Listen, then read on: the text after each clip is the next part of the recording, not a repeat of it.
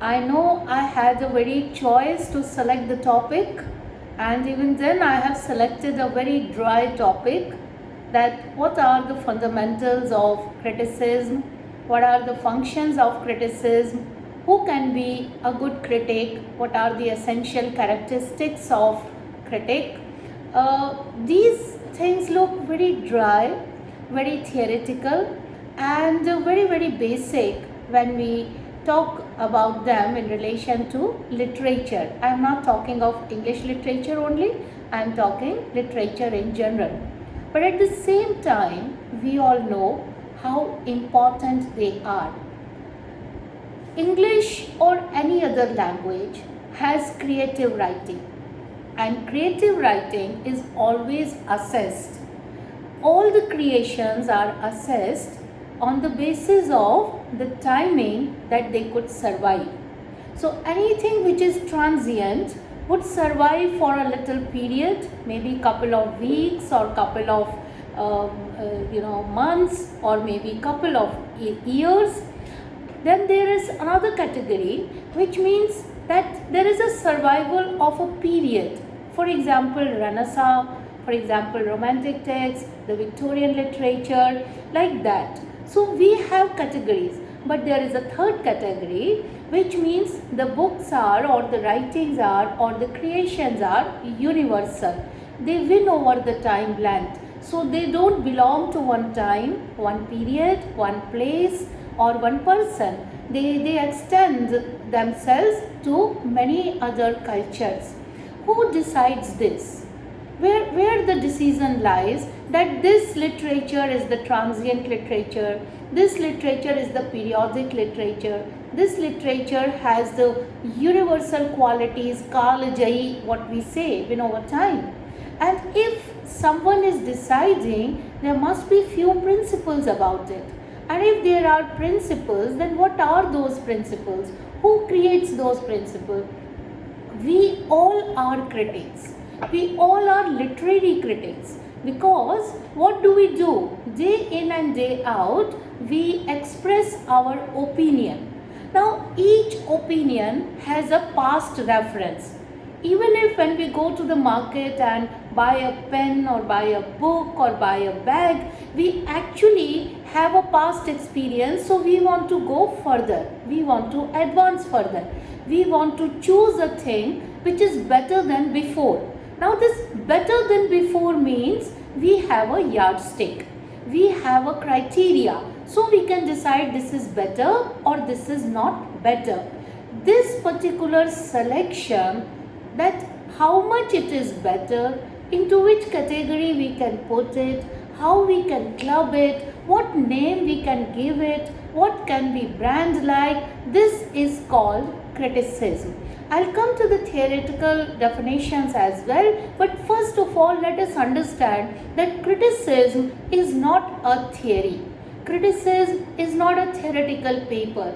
Criticism is basics of life, because we all want to excel.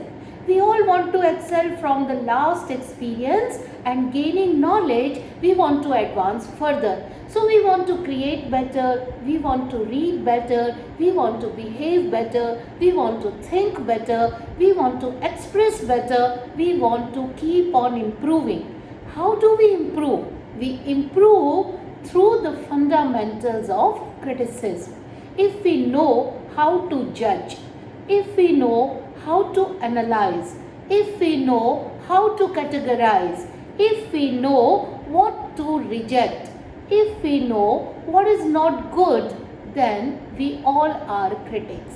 That is why I chose this subject, that our dear students, they run off, they cram, they just try to memorize for exams the fundamentals of criticism, the qualities of a good critic. But do we really have the patience to understand them and then to apply them into our day-to-day behavior?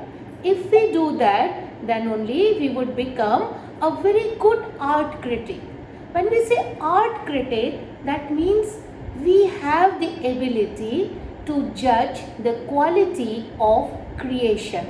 Why should we judge the quality of creation? each creator, whether he is an author, she is an artist, one is a painter, or someone is singer, why should we categorize them? They all are doing their best. Why should we get involved? Who are we to judge it? Who are we to put criticism into the categories? Why should we do it? Because we want to go ahead for better creation. We want to lay down certain norms. If adopted, they would automatically result into better creation. So these are the basic rules why we should study this paper, as what are the fundamentals of criticism. And I want to talk in this very simple language only. I don't think my camera is on. I don't know if I can share my slide. Let me just try if I can do it. Otherwise, I'll try to be simpler, even simpler than that. So let me just see if I can share it, and please tell me if you can see my slide. Is it visible, my slide? No, ma'am, you can use the present now option. Yeah. No. See, I am using that only, but the problem lies with my camera, because my camera is not on. So that means I won't be able to show it. Doesn't matter. It's okay. Let me go ahead with the oral method only, with the vocal method only. That's okay. Now, how do we know what is criticism? The criticism is the art of estimating the qualities and the character of any artistic work. And it means we have to create these standards of judging well. We have to judge the creation well. And the art of judgment, art of evaluation with a prior knowledge, it brings the beauty out of that creation. Suppose we don't have a prior experience. We don't know what is poetry, and we put our opinion into poetry, we might be a failure. So prior knowledge, that is a critic, should be well exposed, well knowledgeable. As much varied knowledge the critic would have, it would be more and more useful in criticism. It's a conscious evaluation, and it brings out the values of a piece of creation.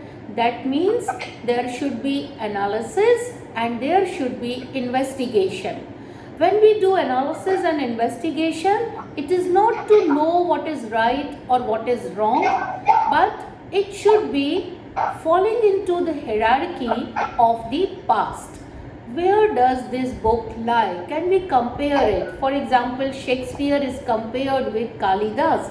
So do we have those many qualities that both can be talked about in the same sentence?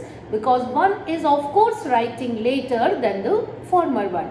So it creates a hierarchy, and then we say, oh, this writer falls in the line of Homer, Virgil, like that. So we definitely create a hierarchy. And then analysis of a poetic method is actually an appreciation. Criticism is not a negative connotation. Criticism is for sure an assertion, a positive frame of mind. Because a literary judge, what does the literary judge do? A literary judge uses the evaluative terms very freely.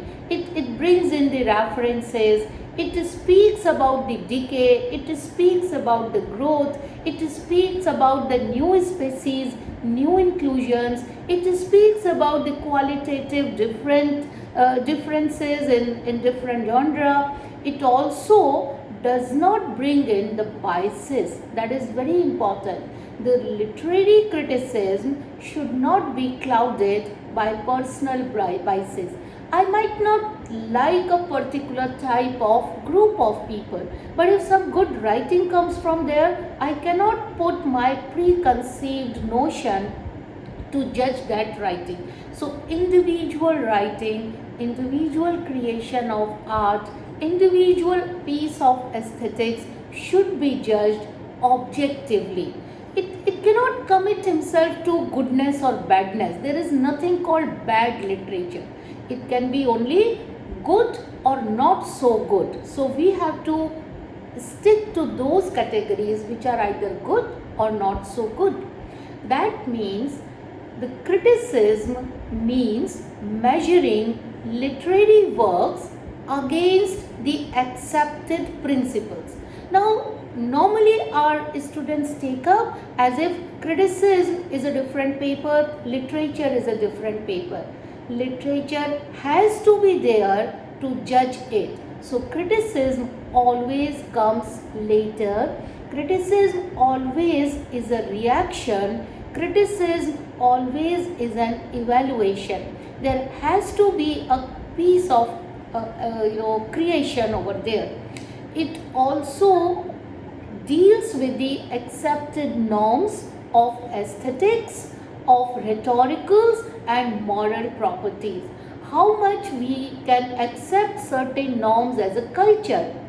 If we can't accept that, then we cannot reject the writing, we can simply reject the norms or the values which are depicted into it. So a critic should give the primary importance to the literary work and subordinate his or her own personality to it. The critic has not to interpret his own personality, but to interpret the personality of the author. That is the primary function of criticism. Now, we cannot pass over the judgment.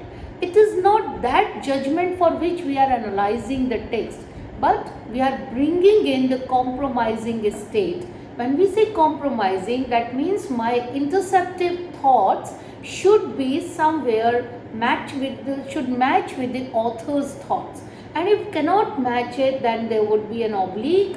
I cannot appreciate the text. If I can't appreciate the text, I cannot evaluate the text. Therefore, it is a comprehensive or neutral definition that it is fully evaluated to understand the literature. We cannot judge a piece of writing in piecemeals. So with this background, I should come down to the basic functions of criticism. What are the functions of criticism? The critic is supposed to be a lawgiver. A creative artist doesn't know all these things. He just creates. A thought comes, thought might be there for the novel writing, for the essay writing, for poetry, for lyric, for singing, for painting, for sculpture. Any form of creation might be there. So the artist is not bound in forms. In fact, artist can also evolve new forms. So artist is free as far as the implementation of the thought is concerned. But critic is not free. The critic has some fundamentals in the mind, and critic functions on the basis of those fundamentals and keeps on judging, where do I fit this up? Where do I put this category into it? What type of an author is this? What type of an artist is this? So a critic is known to be a lawgiver. He establishes the norms, and the function of criticism is to instruct the writer or to lay down certain rules. Now when writer writes, the writer himself or herself would like to categorize that I am writing like that. I'm following those norms. It might happen. The opposite view to this function is also there. It means the function of criticism is also only to interpret and analyze, and don't pass on the judgment of the type of writing. So there is no laying down of rules. Someone just appreciates and leaves it there. How does it do? He does it by comparing with others. So when you establish comparison method, you simply compare and leave the things without saying which one is better than the other.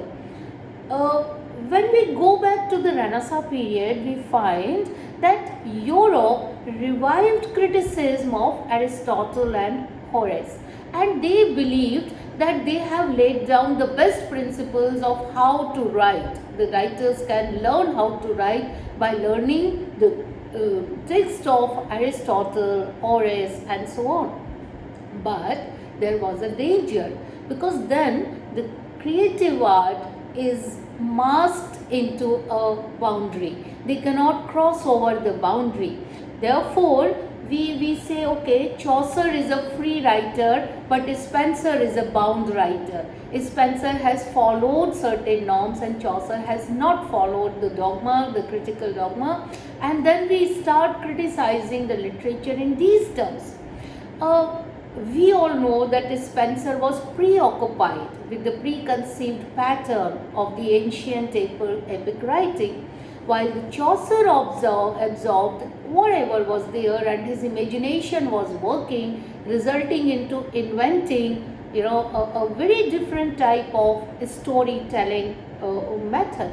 So this could be avoided if we don't have those notions of preconceived laid down rules, and we don't judge the writing on that basis. The 16th to 18th century of writings, mainly English poets, they were not perplexed with the preconceived beliefs, and that is how the literature has progressed. If we had to believe only on the principles of criticism, then even the critics cannot grow, even the varieties can't grow.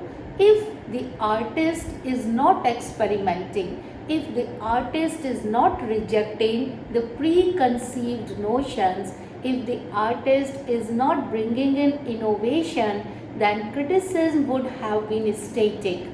Criticism would not have gone into so many brands and categories and genre, etc.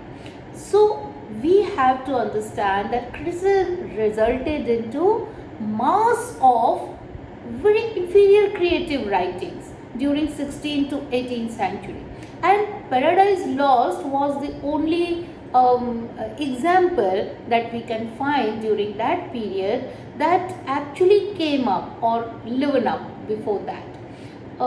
Edgar Allan Poe had the courage to say that short poems might have virtues of considerable importance, but we know Aristotle has rejected this type of creation.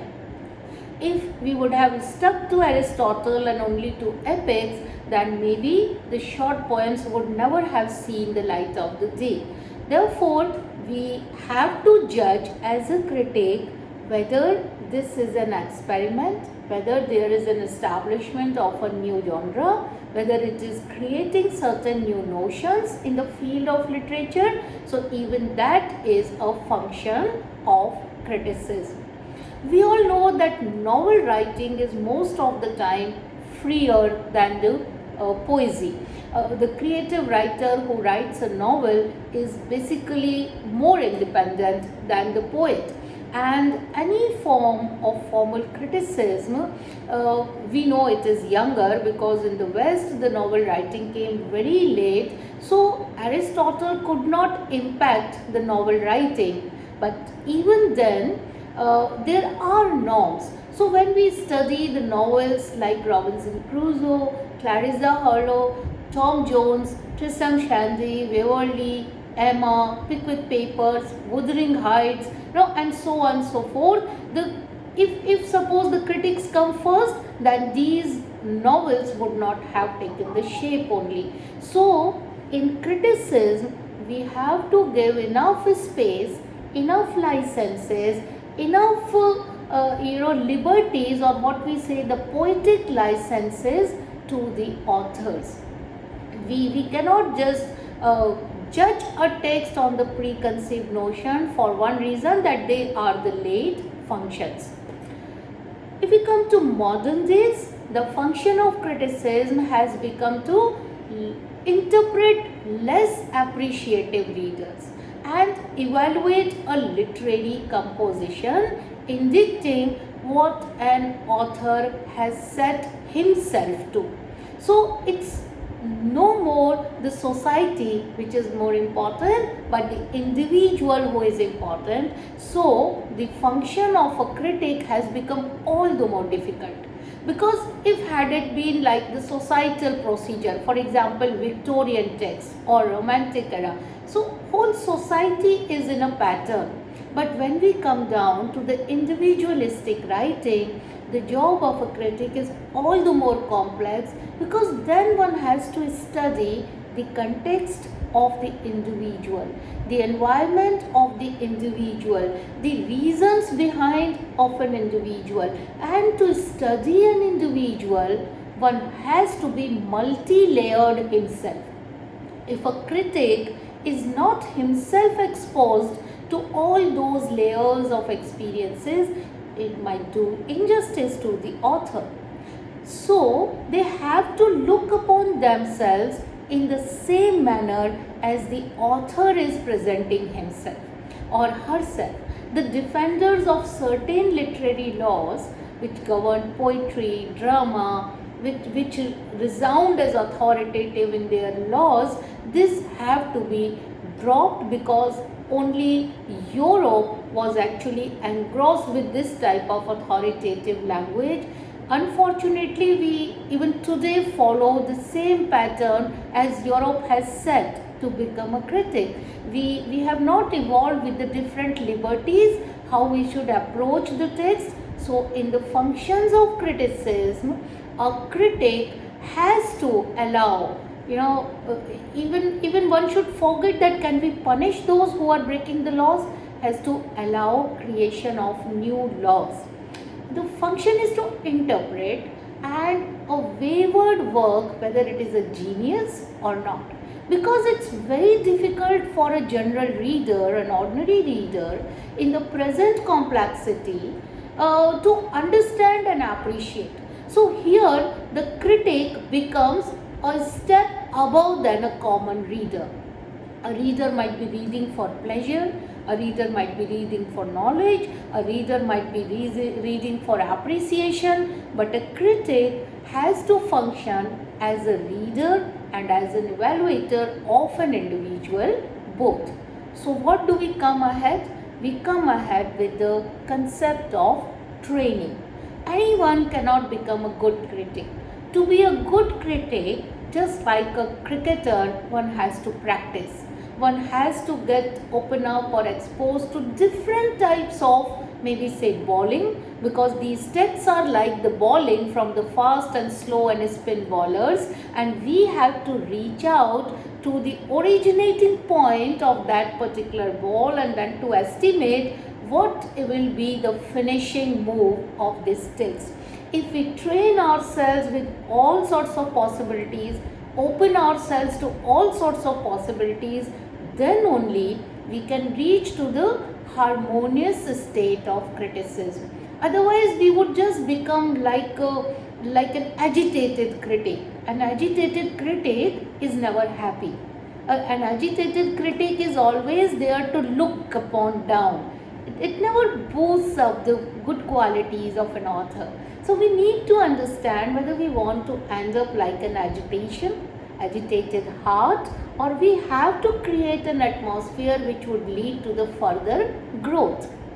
So a trained critic would explain the complexity and the value of those elements which are now composed inside it. So when we say, when we look back and see Ancient Mariner. Now, Ancient Mariner looks like a perfect poem because of the harmonious presentation of different elements which constitute the poem.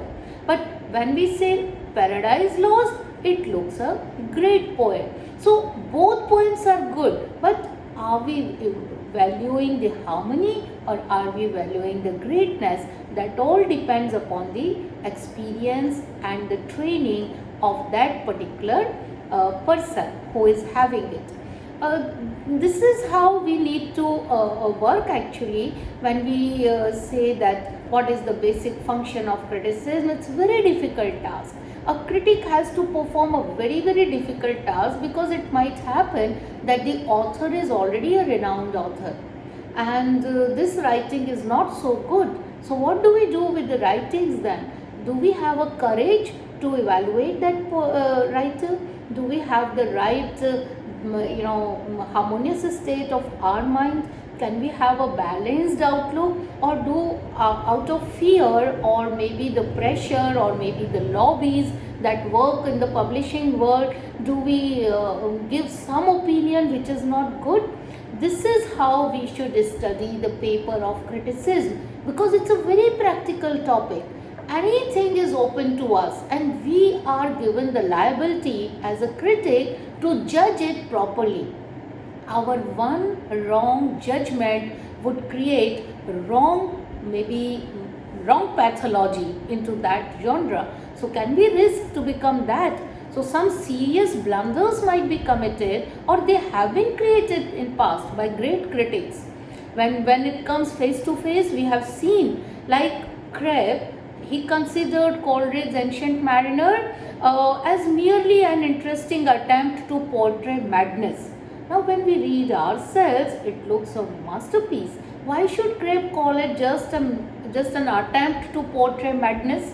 And then he quotes, he says, as if a painter is given a picture of lunacy and it would make his canvas crazy and fill it with wild, unconnected limbs. So there are mistakes, there are follies which we can find from very renowned critics. There are some other older critics who actually consider T.S. Eliot's This Wasteland as preposterous, because they could not appreciate the teen age or the new age what Eliot was trying to portray. So to perform the functions of analysis and interpretation successfully, a critic should avoid prejudice and dogmatism. When we say prejudice, that is the same thing. Like, prejudice can be into both the directions. Either we are heavily loaded with the lobby and we say, okay, that author is great, he would definitely write something great only. So we have preconceived notion. Or this is a new author. A new author cannot write anything which is great. So we have to give a mediocre evaluation, or maybe low graded evaluation, because a new person cannot write something which is brilliant. So these type of prejudices are very, very harmful when we analyze text. Similarly, dogmatism. If we sit with the set of principles and try to fit in the text into this, it would be something like as if for a film song, the tune is already been decided and now you try to write lyrics into it. So many a times the lyrics come out are just the jargons, or maybe just the mismatched words which hardly mean anything, which won't be as pragmatic as if the poet is given a chance to just write down the thoughts itself. So dogmatism is also to be avoided. We cannot sit down with the laid principles. Yes, we need training, so my mind is trained, but when I put into application, it doesn't mean that every time I need to apply those principles. Do I find a new writing? Do I find a new genre? Do I find a new way of appreciating a text? Then of course one should be confident enough to put that out. Now the older critics, they generally show that the former tendency, that is prejudice and dogmatism, is prejudice is very good, and the younger critics, they show a tendency to denigrate the authors who are given an exalted position by older critics. Now the older generation always is skeptical that no, new person cannot write good, and the new generation is always skeptical that okay, you have established someone good, but how do we trust that that is good? So there is a constant, what we say, conflict sort of a situation between the old and new generation, but a balanced critic would actually behave in certain manner that it won't be heavily loaded with the older and younger precepts. Sainsbury, we know, he pronounced Shelley as a quintessential poet, and he hated Shelley's political and religious sentiments. Whereas T.S. Eliot, who is a younger critic, he says that none can appreciate Shelley who has outgrown adolescence, and that he turned Shelley only to check a reference. So there are different views about the same writer. We cannot be carried away with those established rules. In order to perform the function adequately, an older critic, it gives a new literary work a careful thought, and if it makes a strong appeal, is large-hearted enough to appreciate it. The other way around, it should not be unnecessarily turned into those works who establish after careful thought of older critic. The criticism, the critics are just like these satellites which move around the planets, and they can illuminate, they can transfigure, they can even distort, but both the author or the creator and the critic, they light from the sun of beauty and truth. So beauty and truth should be judged by a critic. The last portion of my talk, I'll come quickly, is about the qualities of a good critic. If I want to become an appreciator, I want to become a critic, I want to adopt a profession of an art critic. In our newspapers, in our journals, in our magazines, there are people who write about the quality of a movie, quality of a book, quality of a painting or a dance performance. They are all called art critics. If I want to become an art critic, so what should be the qualities of a good critic? Let us list them one by one. And I'm going to share this PPT with Dr. Pulkesh Ghosh. He can just mail them thereafter because I am unable to show. So many of our students might be deprived of the material. Please don't worry, I am going to share it later and you will all get these slides. The qualities of a good critic. Now it must be a person who has very wide and varied experience in reading. Reading, when it comes to reading, it means also thinking, churning, chewing, everything. So a good critic should have been exposed to the good writers. A good critic must read quite a number of inferior authors also. We should not concentrate only on the good writings or very established writers and writings. We need to understand what is not so good about certain texts, which would teach us or train us into what to reject. Then a good critic must have reflected on his writings and formed the habit of analyzing the reading in his own mind. Can we analyze while we are reading? Can we appreciate or can we reject or can we just react onto that? That makes us a good critic. A good critic should not merely be able to criticize the work of others, but of his own self. How far I am doing justice, how far I am able to take up this job. Is this genre beyond my capabilities, beyond my forte? If that is so, what should I do to come to this level? You should not leave it. I am not asking if it is beyond the forte, just leave that part. We have to be sincere enough to judge ourselves and then upgrade ourselves. Then a good critic should have very superior sensibility. It is above the level of a reader. A reader goes to a text just to please the soul or enjoy himself or herself. But a good critic has a larger responsibility because it directs others what level of art is that.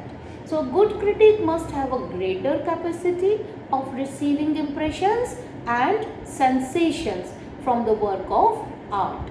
A good critic must also be able to see what the author sees, whether it's a poet or an author or a narrator, what the poet says, what the poet hears, what the poet feels or experiences. A good critic has to reach first to that point and thereafter would enlarge with his own experiences to the better horizons.